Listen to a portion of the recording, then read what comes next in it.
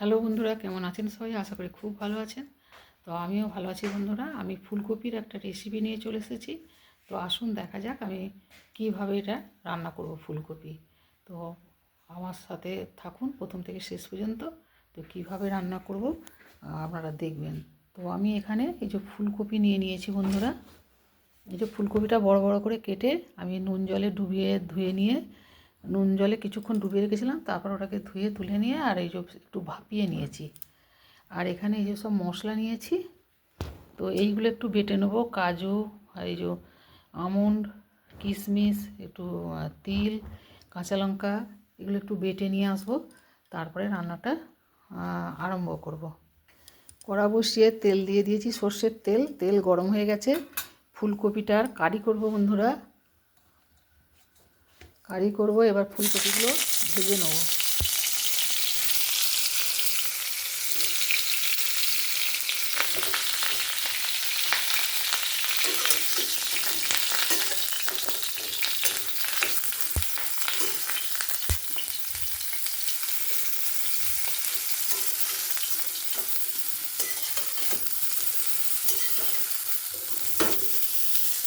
নুন আর একটু হলুদ দিয়ে এবার কপিটা ভেজে নিচ্ছি। কপিগুলো ভাজা হয়ে গেছে, ঢেলে নিলাম। আবার কড়া বসিয়ে আরও তেল দিয়ে দেবো। সর্ষের তেল দিয়ে দিয়েছি 2 চামচের মতো। তো এবার তেলটা গরম হয়ে গেছে, একটু সাজিরে ফোড়ন দিয়ে দিচ্ছি। তো কিভাবে রান্না করছি এটা আপনারা দেখুন প্রথম থেকে শেষ পর্যন্ত।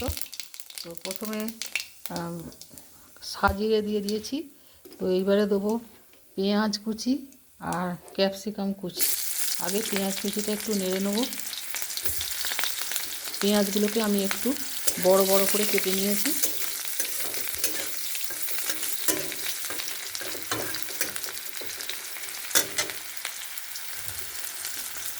এবারে ক্যাপসিকাম কুচিটা দিয়ে দিলাম। পেঁয়াজটা একটু হাফ ভাজা করে নিয়েছি। এবার ক্যাপসিকাম কুচিটা একটু নেড়ে নেব। ক্যাপসিকাম কুচিটাও হালকা ভেজে নিয়েছি। তো এইবার একটু আদা, রসুন আর কাঁচা লঙ্কা বাটা, ওটা একটু কষে নেবো।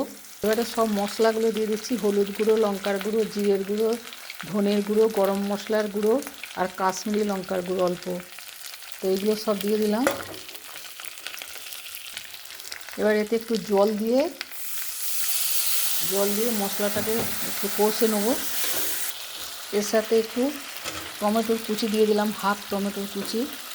অল্প ফুলকপি, ওই জন্য মশলা অল্প অল্প দিচ্ছি। আপনারা পরিমাণ মতো যেমন ফুলকপিটা নেবেন সেই মতো একটু বাড়াবেন। টমেটো দিয়েও ভালো করে কষে নিয়েছি। এবার একটু লবণ দিয়ে দিলাম পরিমাণ মতো।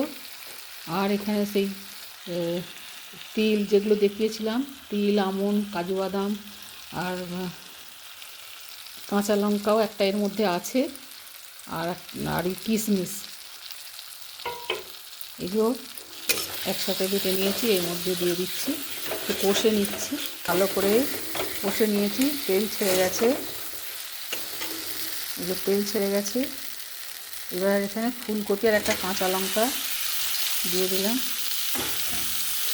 মশলার সঙ্গে ফুলকপিটা কষে নেব। মশলার ধোয়া, শিল ধোয়া জল একটু দিয়ে আর ভালো করে কষবো। ফুলকপি মশলার সাথে খুব ভালো করে কষে নিয়েছি। তো এবারে একটু জল দিয়ে দিচ্ছি অল্প,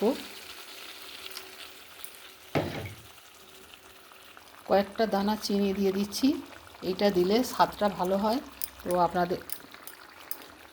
আপনাদের অসুবিধে থাকলে চিনিটা আপনারা দেবেন না। তো এটা দিলে স্বাদটা ভালো হয়, ওই জন্য দিলাম। তো একটু ফুটবে আরও কিছুক্ষণ, বেশ খানিকক্ষণ ফুটিয়ে নিয়েছি বন্ধুরা।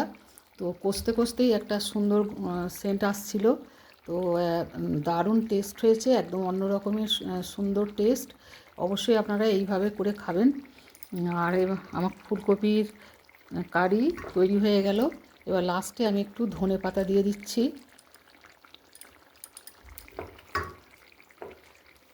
রেডি হয়ে গেল বন্ধুরা ফুলকপির কারি।